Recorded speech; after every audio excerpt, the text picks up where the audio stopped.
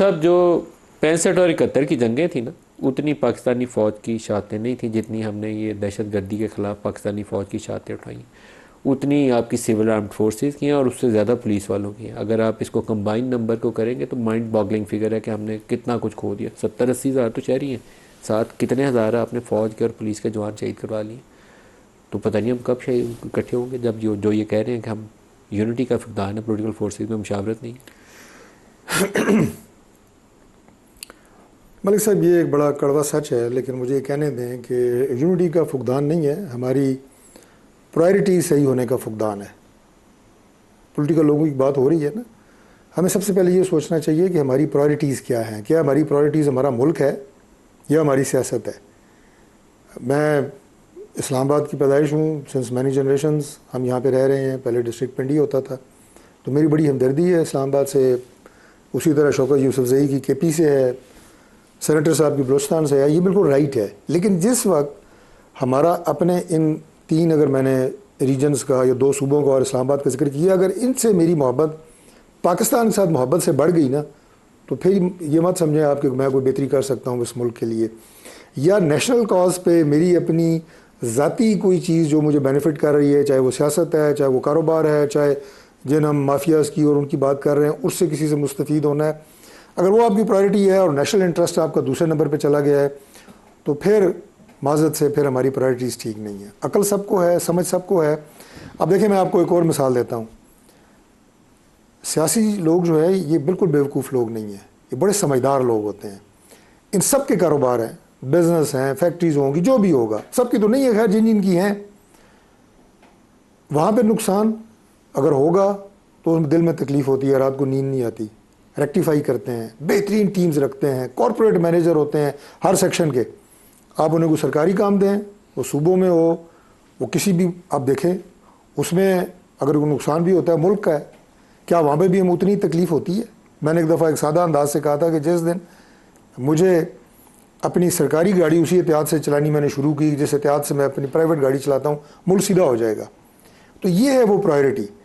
یہ ساری سیاسی باتیں جو ہیں سب کو پتہ ہے. بیٹھے آپس میں کیوں نہیں بیٹھتے؟ یہ ملک کی بات ہے، کسی کی ذات کی بات نہیں ہے، بینگ نیشنل انٹرسٹ کی گورنمنٹ سب بات سے ہے. پہلے تو آپ ذمہ دار ہیں، آپ بٹھائیں سب کو.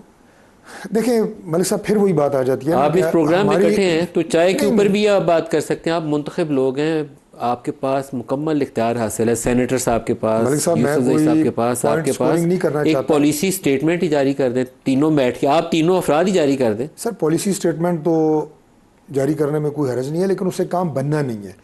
یہ آپ کو اپنا یہاں سے صفائی کرنی ہے اور اپنی انا کو پیچھے رکھ کے نیشنل انٹرسٹ کے لیے کام کرنا ہے. میں کوئی پوائنٹ سکورنگ نہیں کرنا چاہتا اپنی جماعت کے لیے یا پرائم منسٹر شہباز شریف کے لیے. ہم 3 دفعہ گئے ہیں لیڈر آف اپوزیشن کے پاس، ان کی کرسی کے اوپر گئے ہیں. 4 دن پہلے بھی گئے تھے اور دعوت دی انہیں کہ آ کے بیٹھیں. انہوں نے پازیٹیو بات کی ہے، اللہ کرے بیٹھ جائیں. اور اس کے بعد ہماری باقی ساری لڑائیاں پیچھے، ملک کی لڑائی سب سے پہلے. اگر یہ پرائرٹی ہم رکھ لیں، کیوں نہیں ٹھیک ہو سکتا؟ یہ پاکستان آپ کو 3 مہینوں میں سر ٹھیک ویسے ہوتا ہوا نظر آ سکتا ہے. جس لڑائی میں 4 سال سے آپ عمران خان کے پیچھے لگے ہوئے ہیں، وہ لڑائی میں اگر آپ نے 4 سال ضائع نہ کیے ہوتے تو شاید ہم کہیں آگے نکل ہی گئے ہوتے. وہ کوئی سر لڑائی وہ ہے لڑنے لڑائی والی جو جس میں ہے اس سے پہلے عمران خان 3 سال نواز شریف کے پیچھے اور زرداری صاحب کے پیچھے لگا ہوا تھا، آپ 4 سال سے اس کے پیچھے لگے ہوئے ہیں. ہماری پرائرٹی یہی ہے ویسے، معذرت کے ساتھ، ملک کو ڈبونے کے پیچھے لگے ہوئے ہیں. آپ جو ہے جو میں نے گفتگو کی ہے سیاست کو بالا طاق رکھ کے، آپ نے اس کی توثیق کی ہے. میں تو کہہ رہا ہوں آپ نے بالکل وہی بات پیٹی کی ہے انٹرسٹ کے پیچھے دوسرے آپ نے ملک الفاظ ڈبو میں دیا.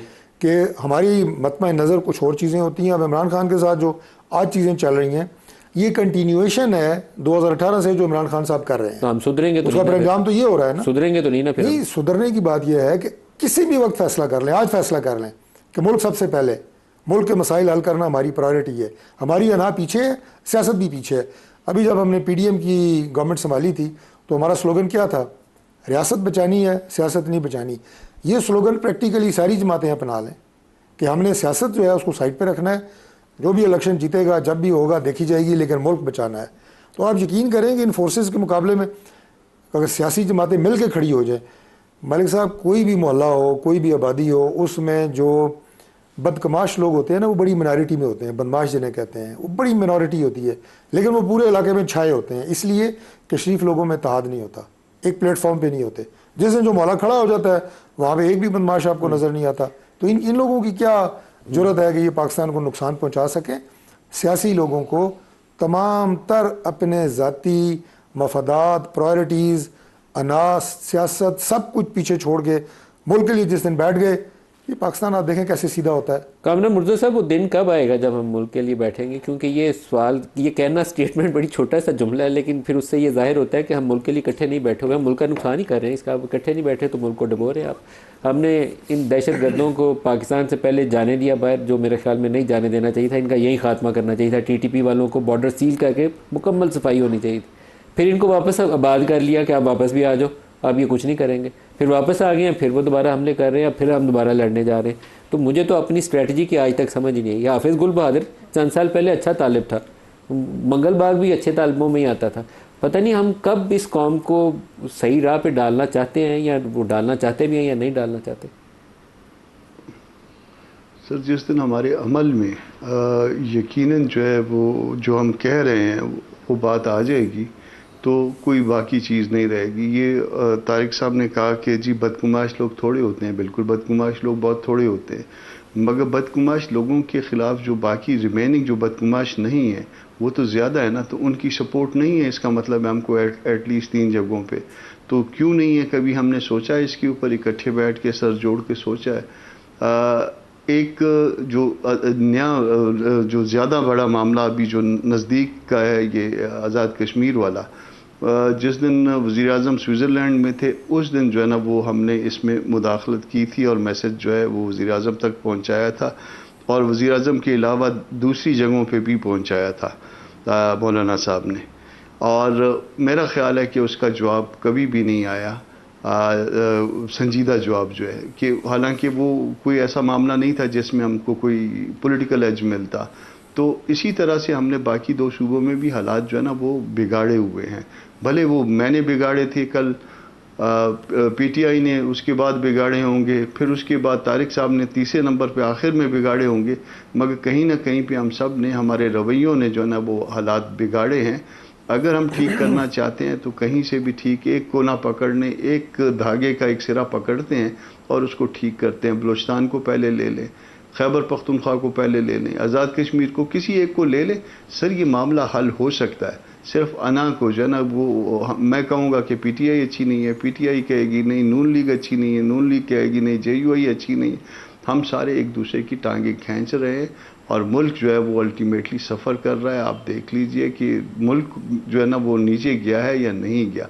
आप दुनिया के मामला तो सुलझाने के लिए चले हैं, मगर कम से कम अपना हाउस तो जिन जगहों पे इन ऑर्डर हो सकता है उसको इन ऑर्डर कर लीजिए ना, फिर हम बाकी आगे चलेंगे। कोई इंडिया, मौलाना साहब का जो पैगाम था AJK के हवाले से, तो प्राइम मिनिस्टर की तरफ से उसके ऊपर फॉलो अप नहीं हुआ। मुझे ये सुन के काफ़ी दुख हुआ। क्यों फॉलो अप नहीं हुआ उसका? पहले नहीं, कामरान साहब इसका जवाब दे। उसका कोई फॉलो अप नहीं है सर।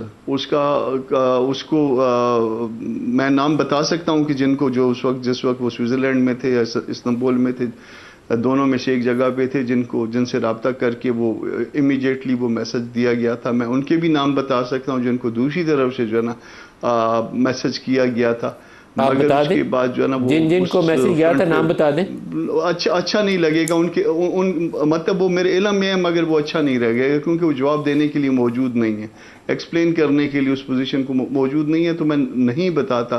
तारिक साहब को मैं अकेले में बता दूंगा, यूसुफजई साहब को अकेले में, मगर वो यहाँ पे जवाब चूंकि नहीं दे सकते तो मुनासिब नहीं है।